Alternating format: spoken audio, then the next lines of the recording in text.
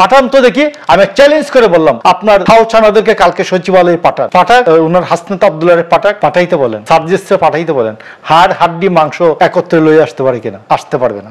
উনি একটা হুমকি দিয়ে যাচ্ছেন, সরকার প্রধানকে হুমকি দিয়ে চলে। উনি বলছেন জনগণকে সাথে নিয়ে আমরা সিদ্ধান্ত নিব, আমরা যদি না পারি। জনগণের কাছে ওনার যাওয়ার ব্যবস্থাটা কি? ভায়া পলিটিক্যাল পার্টি কি ওনার ছাওচানাদের এনসিপি, ন্যাশনাল চিলড্রেন পার্টি, আর জঙ্গিরা কয়েকটা জঙ্গি, একমুট জঙ্গি আর এক চিমটি ওনার চিলড্রেন পার্টি, এটা দিয়ে হবে? এটা দিয়ে উনি হুমকি দেন মানুষকে? এটা কি সঠিক? সেনাবাহিনীকে হুমকি দেন? ও সবকিছু জনগণকে জানিয়ে জনগণকে সাথে নিয়ে হুমকি। আপনি যত বাংলাদেশের বড় বিপ্লবী আছে এখানে আসে, তো অনেক বিপ্লবীদেরকে দেখি, বলবেন যে আপনি বাইর করেন তো ভাই 3 তারিখে বিকাল 3টার আগে আপনার কিছু পোস্টিং দেখান তো। কত বড় বিপ্লবী আপনি! 16 তারিখের পরে বা 18 তারিখ যেদিন বন্ধ হলো, ইন্টারনেট বন্ধ হলো, ওই সময় থেকে, এরপর ইন্টারনেট খুলে দিল কত ঘন্টা পরে, ওই সময় থেকে 18 তারিখ থেকে আপনি 3 তারিখ বিকাল 2টা পর্যন্ত আপনার কথাবার্তা কোথায় কি বলছেন একটু ফেসবুকটাতে দেখান বা ইউটিউবে দেখান, তাইলে বিপ্লবী কত বড় পেয়ে যাবেন। আমি কেন বললাম এই কথাটা? 3 তারিখে এমনি একটা দরবারে ওয়াকারুজ্জামান এবং তার আদার্স 2 বাহিনীর প্রধান তারা বললেন আমরা কোনো মরণাস্ত্র জনগণের বিরুদ্ধে ব্যবহার করব না। এটা তো রীতিমতো শেখ হাসিনার সরকারের প্রতি চ্যালেঞ্জ। যদি 5 তারিখে হাসিনা উতরে যেতে পারতো তাহলে এইটার জন্য এই ওয়াকারের কোর্ট মার্শাল হইতো, ফায়ারিং স্কোয়াডে যাইতে হইতো। আমি আপনাকে বলছি, এই আমাদের ছাত্র জনতার অভ্যুত্থানের অন্যতম স্টেক এই সেনাবাহিনীও। আমরা বিপ্লবী, অধিক সাহসী বিপ্লবী হয়ে ওঠার পেছনে সেনাবাহিনীর একটা ভূমিকা আছে। নাম্বার 2, আপনারা যখন হারুনের হোটেলে ভাত খাইয়ে বন্ধ করে দিলেন আন্দোলনটা তো বন্ধ হয় নাই। এই সময় কে চালায় এনেছে পেছন থেকে? রাজনৈতিক দলগুলি এই আন্দোলনের অন্যতম স্টেক। তাহলে আপনি ভর কেন্দ্র ডক্টর ইউনূস তিনি প্রথমেই ব্লান্ডার বললেন যে ছাত্ররা আমার নিয়োগকর্তা। তুমি নতুন করে একটা কেন্দ্র তৈরি করলেন। উনি নতুন করে একটা কেন্দ্র তৈরি করলেন। আমি আপনাকে আবার একটু এলোমেলো হচ্ছে। 5 তারিখে সেনাবাহিনী প্রধানের বক্তব্যটা মনে করে দেখেন। তিনি বললেন যে প্রধানমন্ত্রী পালিয়ে গেছেন, এই অবস্থায় নতুন সরকার গঠিত হওয়ার আগ পর্যন্ত আপনাদের জানমালের নিরাপত্তার দায়িত্ব আমি গ্রহণ করলাম এবং আমার উপর আপনারা ভরসা রাখুন। এই সময়ে বিএনপি, সেনাবাহিনী এবং রাজনৈতিক দলগুলি বাংলাদেশে আপনি বলেন এখন যে অবস্থা, আপনাকে যদি যে কোনো কামাল ভাই কেউ আমাকেও যে কেউ যদি বলে যে ও শালা হচ্ছে এই স্বৈরাচারের দূষণ, 5 জন মিলে যদি কিলাইতে শুরু করে, তো আপনি 50 জনে কিলাইসে দিয়ে দিবে, এর পরে দেখা যাবে না তিনি বিপ্লবী না মহা বিপ্লবী, পরের কথা, একটা মব লিঞ্চিং তো হয়ে যাবে। তাইলে আপনি নিরাপত্তার দিক থেকে কোথায় আছেন? 5 তারিখ থেকে 8 তারিখ পর্যন্ত আপনি কিন্তু এরকম কিছু হয় নাই। এই ক্ষেত্রে যে বিএনপির একটা সফলতা আপনি মনে করবেন যে তারেক রহমানের বক্তব্য, ম্যাডাম খালেদা জিয়ার বক্তব্য, যে আমরা একটা জ্ঞান ভিত্তিক সমাজ তৈরি করতে চাই, আমরা আমরা একটা ইনক্লুসিভ সমাজ চাই, সবাই সংযত থাকুন।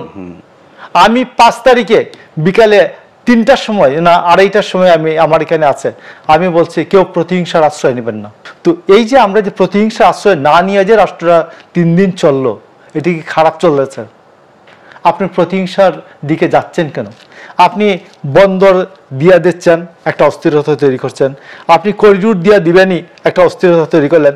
সচিবালয়ের কর্মচারীদের সাথে একটা ঝামেলা তৈরি করলেন। এনবিআর একটা ঝামেলা তৈরি করলেন। যারা 249 ভোট পেয়ে এই সরকারের মন্ত্রী হয়েছেন, মানে উপদেষ্টা হয়েছেন, জাতীয় সংসদ নির্বাচন করলে 249 ভোট পান, এইরকম একজন উপদেষ্টা আছে। আজকে দেখেন সামাজিক যোগাযোগ মাধ্যমে ঘুরে বেড়াচ্ছে 249 ভোট পাওয়া উপদেষ্টা। এই উপদেষ্টারা যারা 249 ভোট পাবেন ভবিষ্যতে বা পাবেন না, লেভেলটা যাদের এইরকম রাষ্ট্র সমাজ এবং এতে গ্রহণযোগ্যতা, এলাকায় নির্বাচনের গ্রহণযোগ্যতা, এরা তো নির্বাচন চাইবেন না। ডক্টর ইউনূসের কি এটা বুঝতে হবে না যে এর personal data sheet, PDS personal data sheet হচ্ছে 200 ভোট করলে 249 ভোট পায়। তারা তো সেই নির্বাচনী প্রক্রিয়ায় দায়িত্বে আসেন নাই, তারা সবার সম্মতিতে সবার মানে সবার সম্মতি, ডক্টর ইউনূসের প্রশ্নে সম্মতি হয়েছে। আর রাজনৈতিক দলগুলি যাদেরকে সম্মতি দিয়েছে তাদেরকে সম্মতি দিয়েছে রাজনৈতিক দলগুলি যারা বিভিন্ন বড় বড় পদে, রাষ্ট্রের বিভিন্ন সময় বড় বড় পদে সাকসেসফুলি দায়িত্ব পালন করছেন, এদের নাম রিকমেন্ড করেছে। আর এই 249 ভোট এবং কোনো অভিজ্ঞতাই নেই, রাষ্ট্রের কোনো ক্ষেত্রেই কোনো প্রতিষ্ঠান চালানোর কোনো অভিজ্ঞতা নাই, এদের প্রশ্নে ডক্টর ইউনূস নিজে চিনেন, জানেন, আত্মীয় স্বজন এবং চিনা জানা এদেরকে নিয়েছেন। এবং ডক্টর ইউনূস আপনি দেখবেন যে উনি খেলছেন বিএনপি যারা তার বড় স্টেক হোল্ডার সম্মতিদাতাদের মধ্যে, তার সরকার গঠনের ক্ষেত্রে সম্মতিদাতাদের মধ্যে বিএনপি হচ্ছে সবচেয়ে বড় স্টেক হোল্ডার। তার সাথে হচ্ছে সেনাবাহিনী। তিনি সেনাবাহিনীর সাথে সম্পর্ক খারাপ করছেন কি তথাকথিত খলিলকে নিয়ে উনি খলিল কু করাইতে গেছেন, খলিলকে নিয়ে করেছেন এবং তার পুত্র সজীব ভুইয়াকে নিয়ে করেছেন। এই যে দুটা কাণ্ড করেছেন, এটাতে মনে হয় না যে ডক্টর ইউনূসের কোনো রাষ্ট্র, সরকার এবং দল, রাজনৈতিক দল, এই তিনটার সম্বন্ধে কোনো ধারণা আছে বলে মনে হয় না। যে এই তিনটি ডক্টর ইউনূস রাষ্ট্র, সরকার এবং দল কোনোটাই বুঝেন না। তার যে দেশ চালনা, রাষ্ট্র পরিচালনার অভিজ্ঞতা নাই, তিনি জানেন না, বোঝেন না, এটা তো নিজে স্বীকার করেছেন। উনি এর আগে তো একবার উপদেষ্টা ছিলেন ডক্টর ইউনূস, যদিও খুব একটা অনুল্লেখযোগ্য একটা মন্ত্রণালয়ের উপদেষ্টা ছিলেন। উনি এটাকে মনে করার দরকার কারণ নাই, রাষ্ট্র এবং কর্পোরেশনের মধ্যে, রাজনীতি এবং কর্পোরেশনের কর্মচারী মেনটেনের মধ্যে আলাদা একটা চরিত্র আছে। তো এই চরিত্রটা যে আপনি দেখুন কর্পোরেশনে, আপনাকে বলি যে কর্পোরেশনের একবার চেয়ারম্যান থেকে পিয়ন পর্যন্ত সবাই বেতনভুক্ত।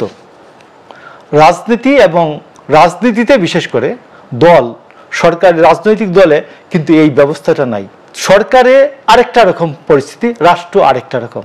তো ডক্টর ইউনূস যে তার এই দুইটা তিনটা ঘটনা, নগর ভবন নিয়ে যে ঘটনাটি 1 নম্বর, 2 নম্বর হচ্ছে পল্লী বিদ্যুৎ নিয়ে যে ঘটনাটি চলছে, এনবিআর নিয়ে যে ঘটনাটি চলছে এবং সচিবালয় নিয়ে যে ঘটনাটি চলছে, এই 3-4টি ঘটনায় আমার মনে হয় তিনি সরকার, রাষ্ট্র এবং রাজনৈতিক দল কোনোটাই বুঝে। আপনি পুত্রকে কুলে বসাইয়া চকলেট খাওয়াতে থাকলেন পুত্রকে, আর আমার সাথে আপনি বলেন তো দেখি আমার পুত্র কি করেছে। ডক্টর ইউনূস গত শনিবার ঠিক একই কাণ্ডটি করেছেন। 24 তারিখে বিএনপিকে ডেকেছেন, ডেকে রিসিভ করতে পাঠিয়েছেন তার যে পুত্রর নামে, এই আসিফ মোহাম্মদ সজীব ভুইয়া যার নামে অভিযোগ, সে জিজ্ঞেস করে যে সালাউদ্দিন আহমেদকে, ভাই এই ফাইলের মধ্যে কি? সালাউদ্দিন আহমেদ বলছেন আপনার পদত্যাগের দাবি। তারপর আবার ডক্টর ইউনূস তার বাম পাশে বসিয়ে যে বিএনপির সাথে আলোচনা করেছেন। আপনি যে মিনিমাম বদ্ধতা, সৌজন্যতা, এটা অ্যালাউ করে না। এবং ডক্টর ইউনূস আপনি দেখবেন যে উনি খেলছেন বিএনপি যারা তার বড় স্টেক হোল্ডার সম্মতিদাতাদের মধ্যে, তার সরকার গঠনের ক্ষেত্রে সম্মতিদাতাদের মধ্যে বিএনপি হচ্ছে সবচেয়ে বড় স্টেক হোল্ডার। তার সাথে হচ্ছে সেনাবাহিনী।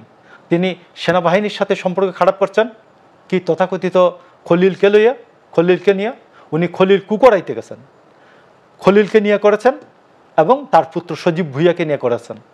এই যে দুটা কাণ্ড করেছেন, এটাতে মনে হয় না যে ডক্টর ইউনূসের কোনো রাষ্ট্র, সরকার এবং দল, রাজনৈতিক দল, এই তিনটার সম্বন্ধে কোনো ধারণা আছে বলে মনে হয় না। যে এই তিনটি ডক্টর ইউনূস রাষ্ট্র, সরকার এবং দল কোনোটাই বুঝেন না। তার যে দেশ চালনা, রাষ্ট্র পরিচালনার অভিজ্ঞতা নাই, তিনি জানেন না, বোঝেন না, এটা তো নিজে স্বীকার করেছেন। উনি এর আগে তো একবার উপদেষ্টা ছিলেন ডক্টর ইউনূস, যদিও খুব একটা অনুল্লেখযোগ্য একটা মন্ত্রণালয়ের উপদেষ্টা ছিলেন, কিন্তু উনি এটাকে মনে করার দরকার কারণ নাই, রাষ্ট্র এবং কর্পোরেশনের মধ্যে, রাজনীতি এবং কর্পোরেশনের কর্মচারী মেনটেনের মধ্যে আলাদা একটা চরিত্র আছে।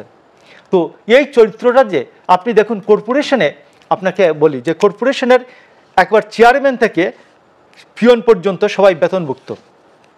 রাজনীতি এবং রাজনীতিতে বিশেষ করে দল, সরকারি রাজনৈতিক দলে কিন্তু এই ব্যবস্থাটা নাই।